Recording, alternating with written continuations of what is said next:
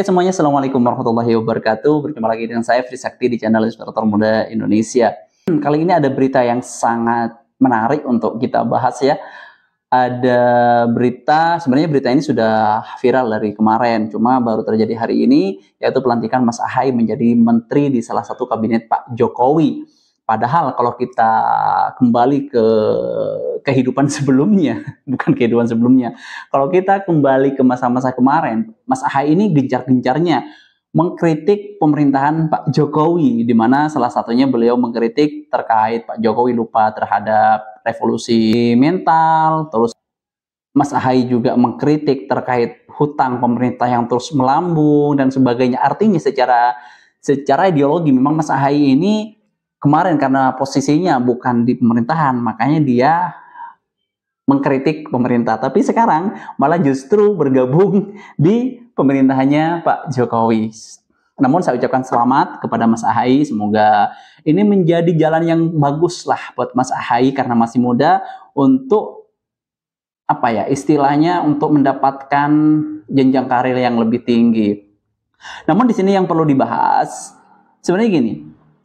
Dilantiknya Mas Ahaye menjadi Menteri Badan Pertanahan Nasional sama Pak Jokowi itu tidak lain karena ini asumsi saya ya, karena berterima kasihnya Pak Jokowi kepada Mas Ahaye karena kemarin sudah mendukung Pak Prabowo Mas Gibran. Tentu tidak lepas dari situ, karena kalau misalkan Mas Ahaye tidak gabung di koalisinya Mas Gibran, nggak mungkin Mas Ahaye menjadi menterinya Pak Jokowi.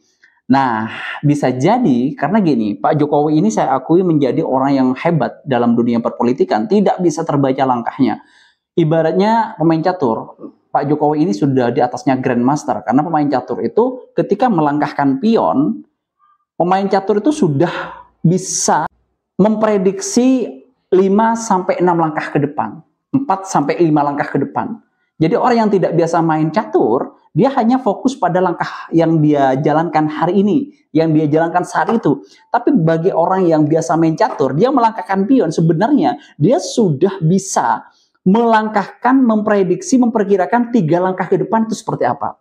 Nah, itu hebatnya Pak Jokowi. Jangan-jangan apa yang diberikan kepada Mas Ahaye ini adalah bentuk terima kasih Pak Jokowi kepada Mas Ahaye hari ini. Karena kenapa? Karena kalau misalkan nanti di koalisinya Pak Prabowo, Mas Gibran, kalau misalkan nanti jadi dilantik, ada Mas Ahaye, pasti akan menjadi bumerang, akan menjadi saingan Mas Gibran.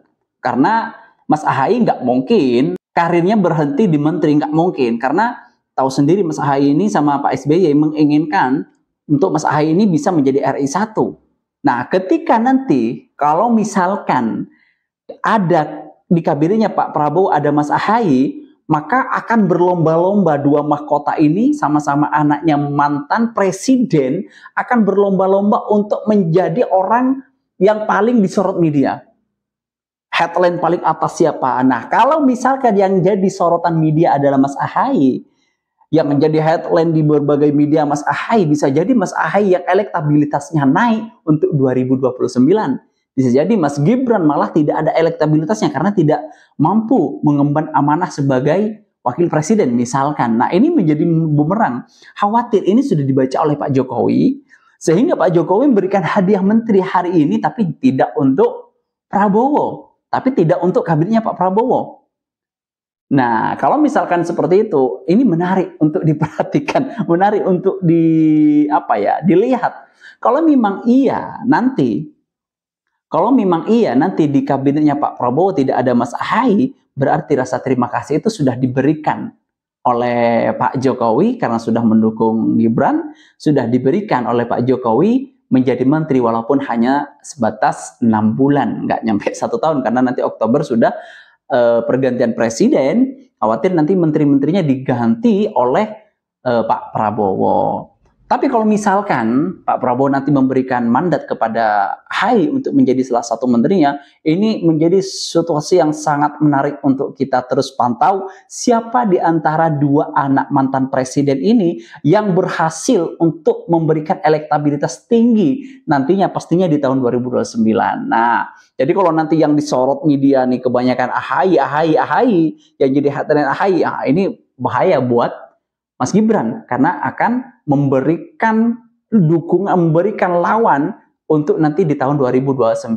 Karena otomatis menurut prediksi saya, Mas Gibran ini pasti akan melangkah juga untuk Presiden 2029. Nah, jadi itu dari saya. Selamat sekali buat Mas Ahaye, semoga amanah, semoga kedepannya semakin bagus, Menteri Pertanahan Nasional, semakin mafia-mafia tanah itu digebuk, dihabisin, biar tidak ada lagi mafia-mafia tanah. Nah, sekali lagi, buat orang-orang di luar sana, Pak Jokowi itu tidak bisa ditebak langkahnya. Ya, bisa jadi langkah yang ini dia lakukan, dia sudah tahu 3-4 langkah ke depan.